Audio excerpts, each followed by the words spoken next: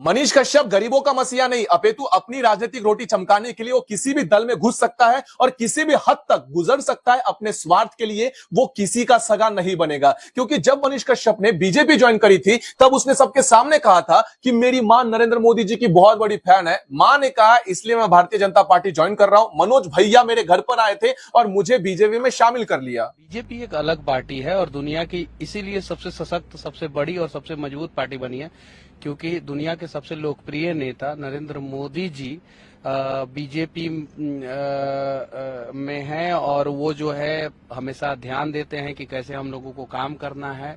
और इस वजह से जो है मेरी माँ जो है वो नरेंद्र मोदी जी की फैन है और माँ ने कहा, मनोज भैया बिहार आए थे, माँ से मिले और माँ ने कहा कि नहीं आपको मोदी जी के साथ काम करना है, इसलिए मैं बीजेपी ज्वाइन कर ली। मनीष कश्यप की अपेक्षा यह थी कि वो सीधे जाकर भारतीय जनता पार्टी का बिहार का सबसे बड़ा चेहरा बनकर उभर आए, लेकिन बिना धरातल पर उतरे, बिना कार्य किए, केवल चीखने चिल्लाने से आप भारतीय जनता पार्टी के प्रमुख नेतृत्व का चेहरा बिहार में बनकर नहीं उभर सकते। और भारतीय जनता पार्टी ने भी अपने जो कार्यकर्ता थे उनको अग्रसर किया, ना कि 2 साल पहले या 1 साल पहले या 6 महीने पहले ज्वाइन हुए किसी व्यक्ति को सीधे शीर्ष नेतृत्व पर बैठा दिया जाए। अब इसे पता चल चुका था कि भारतीय जनता पार्टी इसे एमएलए की सीट से नहीं लड़वाएगी। ये आता है अब प्रशांत किशोर के पास, लेकिन ये प्रशांत किशोर का भी सगा नहीं है। प्रशांत किशोर को तो ये नेता ही नहीं मानता था। जन सुराज वाले जो इसे आज अपना मान बैठे हैं, वो प्रशांत किशोर को कह रहा है कि वो नेता थोड़ी है, ये तो व्यापारी है, धंधे वाला आदमी है, बिजनेसमैन है, ये पैसा डुबा रहा है और वहां से कुछ निकालेगा, इसकी यही मंशा है। प्रशांत किशोर को कैसे देखते हैं बिहार की राजनीति में?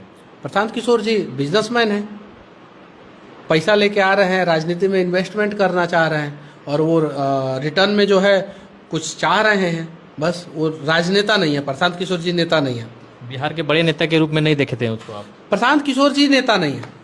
तुरंत ही अपना गिरगिट की तरह रंग बदलते हैं, गरीबों का मसीहा बनकर उभरते हैं, लेकिन इनके अकाउंट में 40-50 लाख रुपए क्रेडिटेड होते हैं। आप लोग को भी ये नहीं पता होता है, इनके अकाउंट भर भर के भरे हुए रहते हैं और ये गरीबों का मसीहा बनकर आपका सबसे बड़ा मूर्ख बनाने का काम करता है। ये बिन पेंदी का लोटा है जो अपने राजनीति के स्वार्थ के लिए कभी बीजेपी में जाएगा तो कभी जन सुराज में जाएगा, और यहां से अगर इसे कुछ नहीं मिला तो लिख कर लीजिए ये आगे 6 महीने भी नहीं टिक पाएगा, क्योंकि इसके बाप अक्सर बदलते रहते हैं। बाप यानी कि इसका नेता बदलता रहता है, जो कभी जन सुराज को गाली दे रहा था, जो आज बीजेपी को गाली दे रहा है, ये सबके तलवे चाट चुका है। तो आप सभी से अनुरोध है कि ऐसे व्यक्तियों के स्वार्थ भावना को पहचाने और इनसे दूर रहे।